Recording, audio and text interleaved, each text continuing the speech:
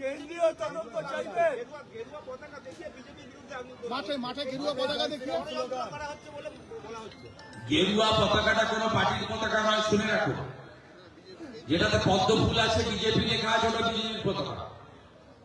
গেরুয়া পতাকাটা হচ্ছে ভারতীয় সংস্কৃতির একটা পরিচয়। ত্যাগের প্রতীক গেরুয়া, শৌর্যের প্রতীক গেরুয়া। স্বামী বিবেকানন্দ গায়ে রাখতেন গেরুয়া। সব মন্দিরের মাথায় যে ধ্বজ ওড়ে সেটা হচ্ছে গেরুয়া ধ্বজ। গেরুয়া নিয়ে এত আপত্তি কেন? যারা আরবি সংস্কৃতি ঢোকাতে চাইছে তাদের গেরুয়াতে এত আপত্তি কেন? দাদা, তৃণমূল কংগ্রেস বলছে যে বিজেপি যারা অবাঙালি বাংলা বিরোধী তারা এই ঘটনার সঙ্গে যুক্ত। সরাসরি বিজেপির দিকে আঙুল তোলা হচ্ছে। যারা বাংলা বিরোধী তারা এই ঘটনাটা ঘটছে। বাংলা বিরোধী? তৃণমূলের তরফ থেকে বলা হচ্ছে যারা মাঠে গন্ডগোল করেছে। বাংলা বিরোধীটা কি? তৃণমূল থেকে বলা হচ্ছে কে বাংলা বিরোধীটা কি? যারা গন্ডগোল করেছে। আপনি বিজেপির ইতিহাসটা জানেন? তৃণমূল থেকে বলা হচ্ছে বিজেপি মানে আগের জনসংঘ, তার প্রতিষ্ঠাতা কে? ডক্টর শ্যামাপ্রসাদ মুখার্জি। যদি প্রকৃত বাঙালিদের কোন পার্টি হয়ে থাকে সেটা হচ্ছে ভারতীয় জনতা পার্টি। তার স্রষ্টা, তার প্রতিষ্ঠাতা হচ্ছেন শ্যামাপ্রসাদ মুখার্জি। আমাদের যুবক ছেলেদের ইমোশন মেসিকে নিয়ে নক্ষত্র তারকা। একটা ছেলে 25,000 টাকা রোজগার করে 15,000 টাকা টিকিট কেটেছে। একটা ছেলে 15,000 টাকা রোজগার করে 6,000 টাকার টিকিট কেটেছে। আমি যাকে আজকে দুপুরের সামনে এনেছি, আঙুল ভেঙে দিয়েছে পুলিশ, সঞ্জয় হালদার। সে একটা জোগাড়ের মিস্ত্রি। 12,000 টাকা রোজগার, 5,000 টাকা দিয়ে তার যে আবেগ মেসিকে নিয়ে, তার গুরুদেব, সে তাকে খেলার জগতে ভগবান বলে মনে করে।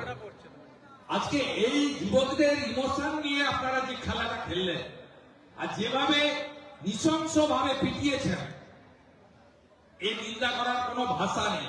কেন্দ্রীয় তদন্ত চাইবেন। 19 জুন প্রাক্তন সাংসদ অর্জুন সিংকে পুলিশ আটকায়, এই মাঠে আসতে বারণ করা হয়। বলা হয় যে অর্জুন সিং আসলে কি এখানকার পরিস্থিতি ভয়ঙ্কর হয়ে যাবে। আজকে তো সভা হলো, একইভাবে তো আমরা এসব করি না। পুলিশকে নিশ্চয়ই তৃণমূলের যারা আছে তারা বলেছিলেন। হিন্দুদের পাশে দাঁড়ানোর ক্ষেত্রে সবসময় বাধা দেওয়া হয় এবং হিন্দুদের অনুষ্ঠানে আক্রমণ করা হয়, আবার হিন্দুদেরই গ্রেপ্তার করা হয়। আপনারা কয়েকদিন আগে দেখলেন কাকদ্বীপে কালী ঠাকুরকে প্রিজন ভ্যানে তুলে পুলিশ নিয়ে গেল। কালী ঠাকুর গ্রেপ্তার হয় আমরা কোনোদিন দেখিনি, এই প্রথম দেখলাম। কেন্দ্রীয় তদন্ত চাইবেন, চাইবেন আদালতে দ্বারস্থ হবেন। আমি যা চেয়েছি পাবলিক ডোমেনে। গতকাল আমি প্রথম চেয়েছি সিটিং জাজকে দিয়ে পুলিশকে সরিয়ে রেখে সিট গঠন করে ইনভেস্টিগেশন। আমি চেয়েছি স্বতন্ত্র নয়, অরূপ এবং সুজিতের কারাবরণ মন্ত্রিসভা থেকে বরখাস্ত। আমি চেয়েছি প্রত্যেক টিকিটের পয়সা ফেরত, একদম যোগ বিয়োগ করে পয়সা ফেরত। 3টে দাবি গতকালই আমি পাবলিক ডোমেনে এনেছি। রাজ্যপাল মহোদয়কে আমার প্যাড ইউজ করে লিখে দিয়েছি। আমার দাবি প্রত্যেকদিন বদল হওয়ার ব্যাপার নেই। ওরা আদায় করে ছাড়বো, দাদা 20 তারিখ আদায় করে ছাড়বো। দাদা 20 তারিখ নরেন্দ্র মোদী আসছে, এতে বিজেপির কি সুবিধা হতে পারে? মতুয়াগড়ে কতটা সুবিধা হতে পারে নরেন্দ্র মোদী? ওরা আমাদের সঙ্গে আছে।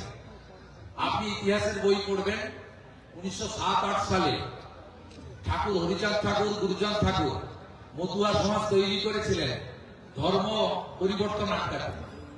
সেই সময় তাদেরকে হিন্দু থেকে ইসলামীকরণ করার কথা বলা হয়েছিল। ঠাকুর আবির্ভাব হয়েছিলেন, মতুয়া সৃষ্টি হয়েছে হিন্দু সমাজকে রক্ষা করার জন্য। এবং স্বাধীনতার পরে একমাত্র প্রধানমন্ত্রী বা মুখ্যমন্ত্রী যিনি ঠাকুরের জন্মস্থান ওরাকান্দিতে গিয়ে প্রণাম করে এসেছেন, তার নাম হচ্ছে নরেন্দ্র মোদী। মতুয়ারা আমাদের সঙ্গে থাকেন বলে হিন্দু প্রভাবিত বুথে আমরা লিড নিই।